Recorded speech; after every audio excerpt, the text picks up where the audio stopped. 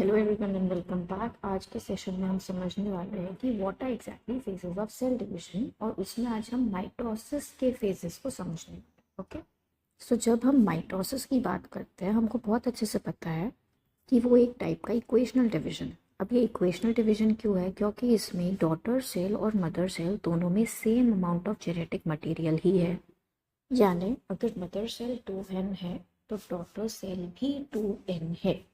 अब बात को समझो, एवरी 24 आवर्स में एक बार माइटोसिस होगा, लेकिन इसका ये मतलब नहीं है कि पूरे 24 घंटे लगते हैं माइटोसिस को। माइटोसिस में क्या होगा, जो मेरा सेल है वो डेवलप होगा और फिर वो डिवाइड होके दो इक्वल डॉटर सेल्स बनाएगा। तो उसको एम फेज में जाने से पहले, माइटोसिस करने के पहले, उसको अपने पूरे सेल को डेवलप करना पड़ेगा। यानी उसको अपने सेल ऑर्गेनेलीज का नंबर बनाना है, उसको अपना साइटोप्लाज्म डेवलप करना है।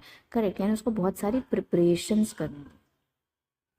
तो यहाँ पे 23 आवर्स के लिए प्रिपरेटरी फेज चलेगा, जिसको हम कहते हैं इंटरफेस। और ये इंटरफेस जब खत्म हो जाता है, जब सारी प्रिपरेशन खत्म हो जाती है, so the interface is basically followed by the M phase, यानी कि माइटोटिक फेज। ठीक है, जहाँ पे क्या होने वाला है, एक्चुअल सेल डिवीजन। तो अब हम समझते हैं कि ये इंटरफेज में क्या क्या होता है, क्या इनके फर्दर कोई सब डिविजन्स है। तो जो हमारा इंटरफेज होता है, बेसिकली उसके तीन पार्ट्स है, which is G1 phase, S phase and G2 phase.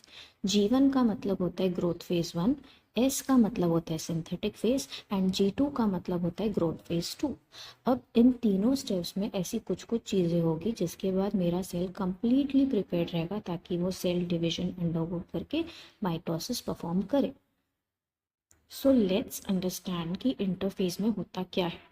देखो, इंटरफेस की जो सबसे सबसे इम्पोर्टेंट फेज है, that is basically S phase, जिसमें क्या हो रहा है, सिंथेसिस हो रहा है ऑफ डीएनए, यानी डीएनए डेवलप होता है।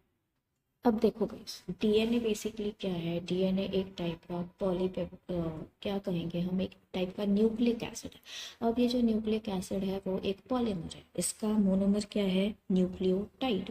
तो अगर एस फेज में मेरे को डीएनए डेवलप करना है, तो उसके लिए न्यूक्लियोटाइड्स को ऑलरेडी प्रिपेयर क्या करना पड़ेगा, जी वन फेज में। करेक्ट। इसके अलावा मेरे जितने भी बेसिक सेल ऑर्गेनेलीज है जो कि डबल मेम्ब्रेन नहीं है, मतलब माइटोकॉन्ड्रिया और क्लोरोप्लास्ट को अगर छोड़ दो तो बाकी सारी सेल ऑर्गेनेलीज कोई भी डबल मेम्ब्रेन नहीं है, तो वो सब की भी डबलिंग अप का होने वाली यही होने वाली है। उसके अलावा बात को समझो, एस फेज में, सिंथेटिक फेज में आपको डीएनए डेवलप करना है, और ये बहुत ज़्यादा इंपॉर्टेंट प्रोसेस है जिसको बहुत सारा एटीपी लगेगा। तो आप एनर्जी प्रोडक्शन, एटीपी फॉर्मेशन भी कहाँ करोगे, वो भी आपको जीवन फेज में ही करना पड़ेगा। समझ आ गई बात? तो जीवन ग्रोथ फेज 1 में क्या हुआ, जो भी बेसिक ऑर्गेनेलिज है उनको डेवलप कर लिया, न्यूक्लियोटाइड को डेवलप कर लिया, एटीपी फॉर्मेशन कर लिया। फिर आप एस फेज में गए, एस फेज में आपने क्या किया, आपने डीएनए की डबलिंग अप कर ली। अब डीएनए डेवलप हो गया, कल को डीएनए क्या करेगा, डीएनए से आरएनए बनाएगा, आरएनए से प्रोटीन बनाएगा। यानी डीएनए बनने के बाद जो भी चीज़ें होती है वो सारी कहाँ होगी, G2 फेज में। तो G2 में सबसे पहले क्या होगा, आरएनए सिंथेसिस होगा। कल को जाके आरएनए प्रोटीन बनाता है। जब आप जेनेटिक्स पढ़ोगे आपको समझ आएगा कि सेंट्रल डॉग्मा थ्योरी फॉलो होती है। इसके अलावा हमारे जो भी डबल मेम्ब्रेन सेल ऑर्गेनेलीज थे जो कि अभी तक डेवलप नहीं हुए थे, वो भी यहीं पे डेवलप होंगे। समझ आ गई आप लोगों को बात? So this is all about the preparatory phase that you need to know. तो जितना भी प्रिपरेशन होता है आपका इंटरफेज में होता है, and after all this preparations are done, and phase start होता है। So guys, let's meet soon in the next session and we learn all about our M phase. समझ आ गई बात?